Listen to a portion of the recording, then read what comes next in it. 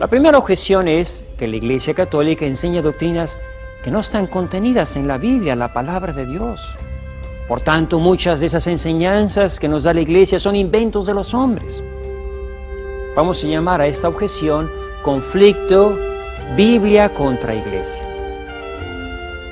La segunda objeción se refiere a la noción de que la religión, la Iglesia, son un invento de los hombres y no de Cristo, que lo importante es la fe y el seguimiento de su doctrina, sin importar la afiliación a un grupo religioso determinado.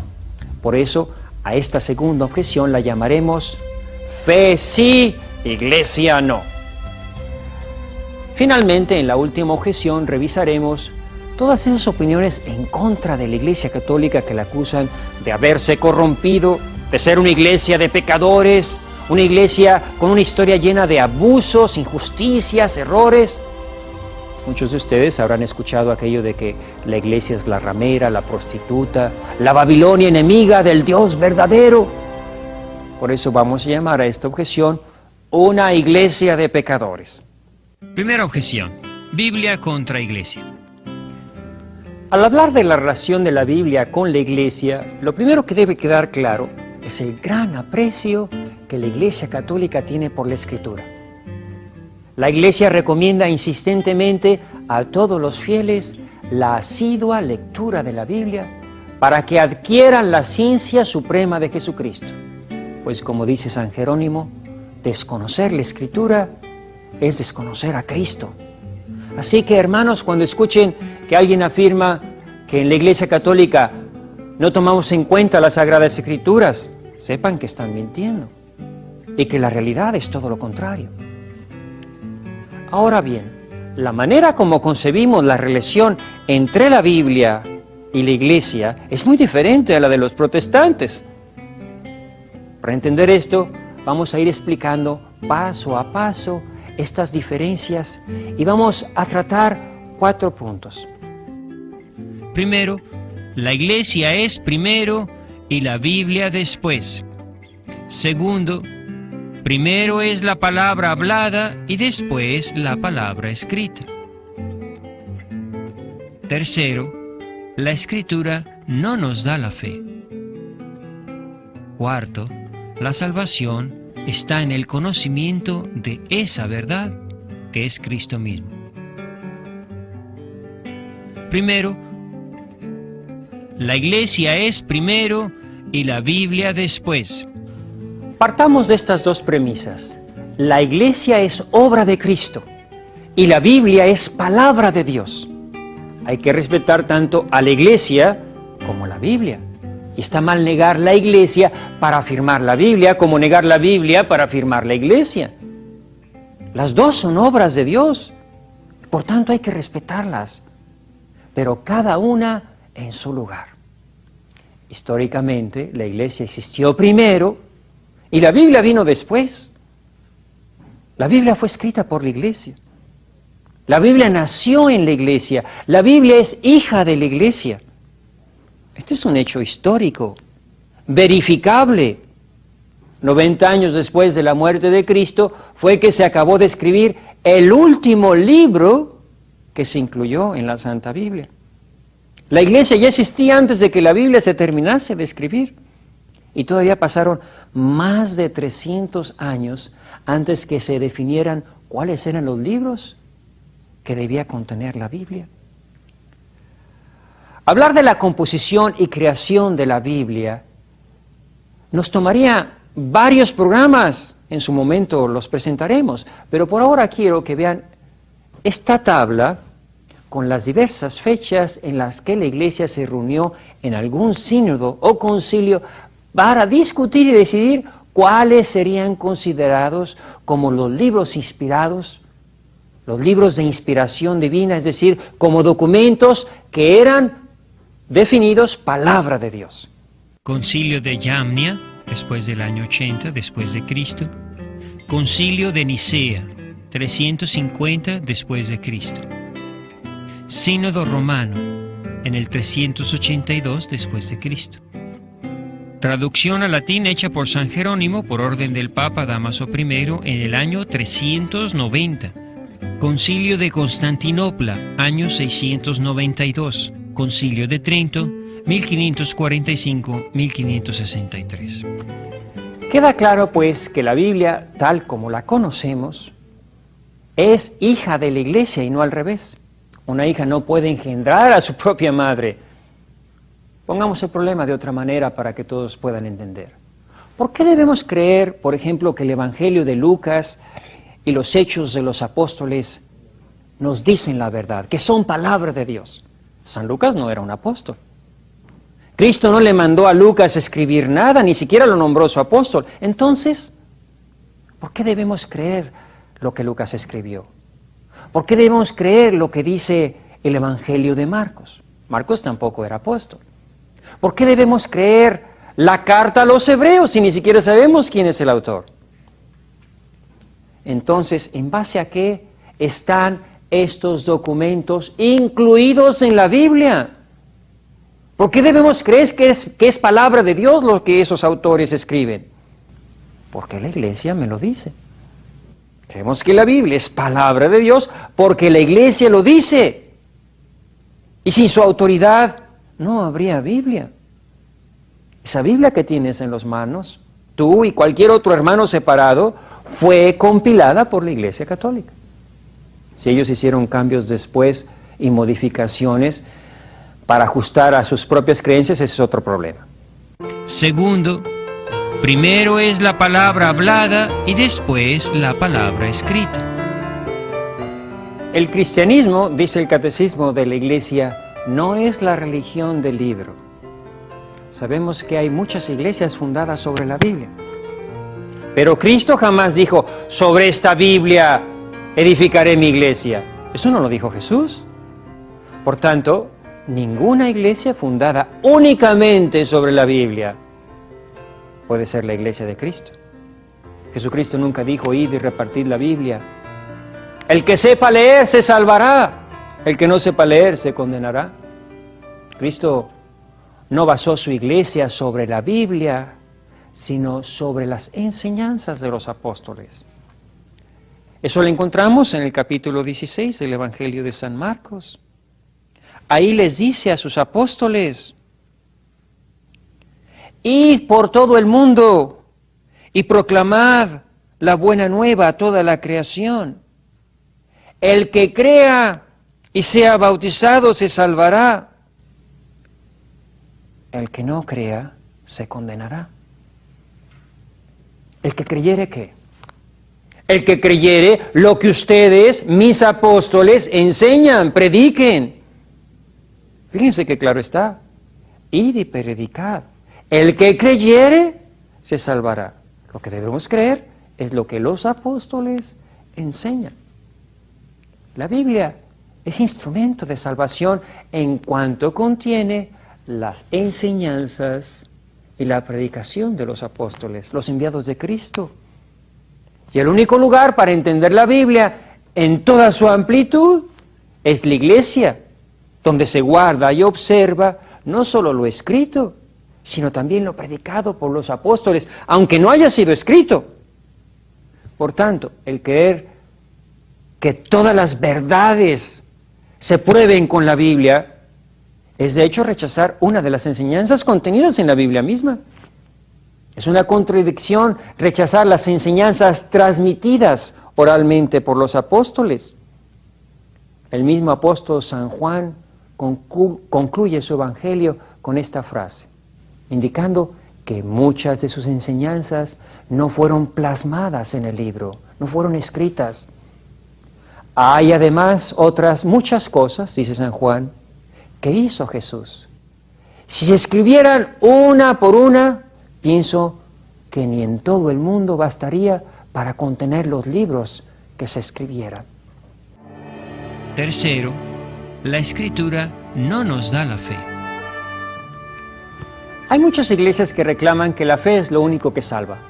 Efectivamente, todos los cristianos creemos que nos salvamos por la fe. Pero la fe no nos da la Biblia, no nos la da la Biblia, sino la iglesia por el bautismo. Por lo tanto, Si la Biblia bastara para darnos la fe y de esa manera salvarnos, entonces no necesitaríamos de las iglesias. Para ilustrar el punto de que la Biblia no te da la fe, recordemos el pasaje de los Hechos de los Apóstoles en el capítulo 8, donde Felipe bautiza al eunuco. Felipe corrió al carro del eunuco y le oyó leer el profeta Isaías y le preguntó: ¿entiendes lo que vas leyendo? Él respondió: ¿cómo lo puedo entender si nadie me hace de guía? Y rogó a Felipe que subiese y se sentase con él. Y más adelante dice, el eunuco pregunta a Felipe: te ruego me digas de quién dice esto el profeta, de sí mismo o de otro. Felipe entonces tomó la palabra y, partiendo de este texto de la Escritura, se puso a anunciarle la buena nueva de Jesús. Fíjense cómo aun y cuando el eunuco ya tenía la intención de conocer la palabra de Dios por sí solo, no la entendía porque no tenía la fe. Esa fe la recibió de Felipe, apóstol de Cristo, a través del bautismo. Entonces concluimos que si es necesaria la iglesia para salvarse, entonces ya no es verdad el principio protestante de la sola Escritura, de que basta la Biblia para conocer esa verdad que nos salva. Cuarto, la salvación está en el conocimiento de esa verdad que es Cristo mismo. Jesucristo dijo: si os mantenéis en mi palabra, seréis verdaderamente mis discípulos y conoceréis la verdad, y la verdad os hará libres. Ahora bien, ¿dónde está esa verdad? ¿Dónde encontramos esa verdad? La respuesta está en la primera carta de San Pablo a Timoteo, en el capítulo 3, que es la iglesia de Dios vivo, columna y fundamento de la verdad. ¿Por qué San Pablo no dijo que la Biblia es la columna y fundamento de la verdad? No lo dijo por una razón muy sencilla, y es que el que acepta a la iglesia acepta la Biblia y la interpretación que le da la iglesia a la Biblia. Esta es una de las diferencias particulares entre los católicos y los protestantes. Los protestantes solo aceptan lo que ellos entienden de lo que está escrito en la Biblia. Pasemos ahora a la siguiente objeción contra la Iglesia Católica. Segunda objeción: fe sí, iglesia no. Esta objeción consiste en querer quitarle importancia al asunto afirmando que la religión organizada no es importante, que da lo mismo estar en cualquier iglesia, y que lo único importante es creer en Dios y asunto terminado. Pero eso no se lo creen ni ellos mismos. Si de verdad da lo mismo estar en cualquier iglesia, entonces ¿por qué ellos fundan nuevas iglesias? ¿Acaso la que fundó Cristo no funciona y la de ellos sí? Como ven ustedes, hermanos, entre más explicaciones dan, más se contradicen. Por eso los más listos prefieren quedarse callados. Esto además ya queda contestado con la primera parte en la que demostrábamos que Jesucristo tuvo el deseo específico de formar una iglesia visible aquí en la tierra. Lo primero que tenemos que entender es que el antagonismo entre católicos y evangélicos se acabaría si la Iglesia Católica dejara de afirmar que esta es la verdadera y única iglesia de Jesucristo. La única iglesia en la que subsiste la iglesia que Cristo fundó. Los protestantes pueden tener diversas formas de culto o de credo, pero ellos proclaman que una iglesia es lo mismo que otra. Por tanto, la regla es tolerancia de los unos con los otros. Los protestantes no se pueden atacar unos a otros, porque se destruirían a sí mismos. Pero necesariamente tienen que desacreditar a la Iglesia Católica. Porque si ellos no prueban que la Iglesia Católica es falsa, entonces la suya es la falsa. Esa es la razón por la que protestan. por la que son protestantes. Si la Iglesia Católica dejara de reclamar ser la auténtica iglesia fundada por Jesús de Nazaret, dejarían de atacarla. Si dejara de ser maestra en materias de fe y de moral, si dejara de diferenciar entre lo que es verdad y lo que es mentira, si dejara de distinguir lo que está bien y de decirte lo que está mal, si dejara de definir lo bueno y lo malo, entonces todo el mundo la dejaría en paz. Tercera objeción: una iglesia de pecadores. La tercera y más franca objeción contra la Iglesia Católica es que ¿cómo puede considerarse la iglesia fundada por Cristo cuando en su historia han habido graves errores y abusos? Cuando ha sido una iglesia llena de pecadores. La iglesia ha cometido muchos errores y por eso Cristo ha suscitado muchos reformadores dentro de ella. Reformadores como San Francisco, como San Ignacio, como Santa Teresa. Todos ellos corrigieron muchos abusos en la iglesia, pero no por ello se separaron de la iglesia para formar la suya propia. Por eso dice el Papa que el verdadero reformador es el santo. Cristo es el camino y la verdad y la vida. Él afirmó que iba a proteger a su iglesia de caer en el error. No dijo que los hombres no iban a pecar. La iglesia no está formada por ángeles, sino por hombres. Pero puede tener la certeza de que la única iglesia que afirma no errar en materia de moral y de fe, y afirma enseñar la verdad y solamente la verdad, esa es la Iglesia Católica, Apostólica y Romana.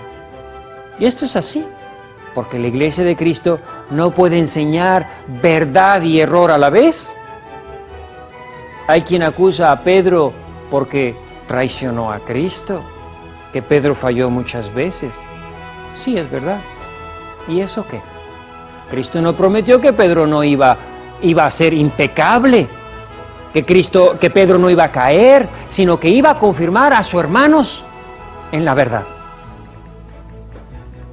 Cristo nunca puso a Pedro como modelo de virtud, sino como faro de verdad.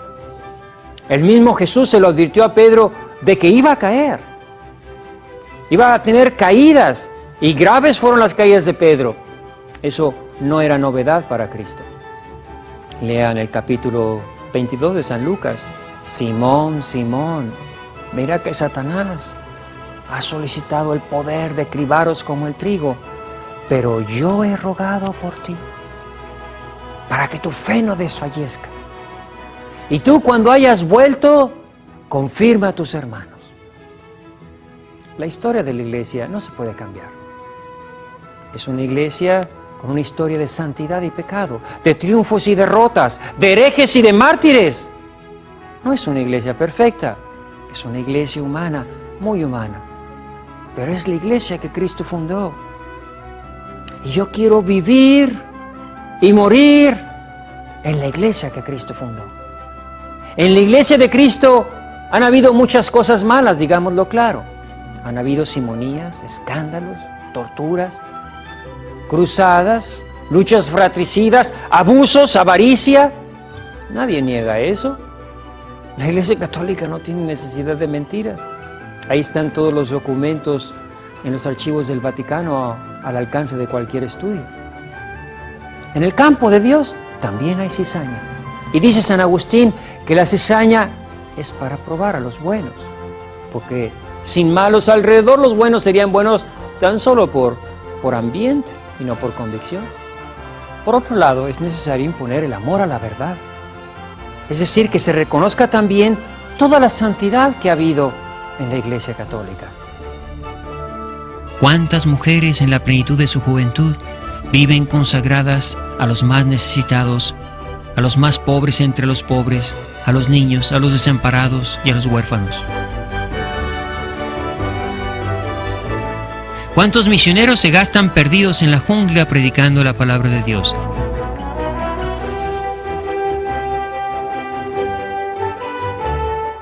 ¿Cuántos mártires han dado su sangre por Cristo?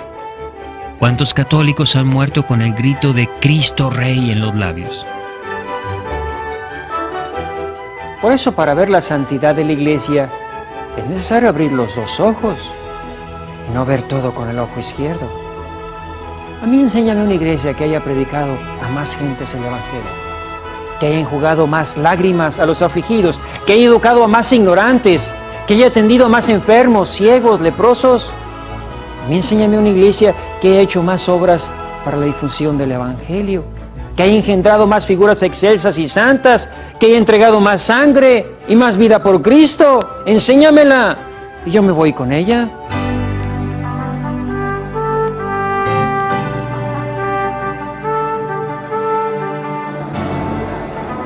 Muchos dicen que la iglesia está corrompida.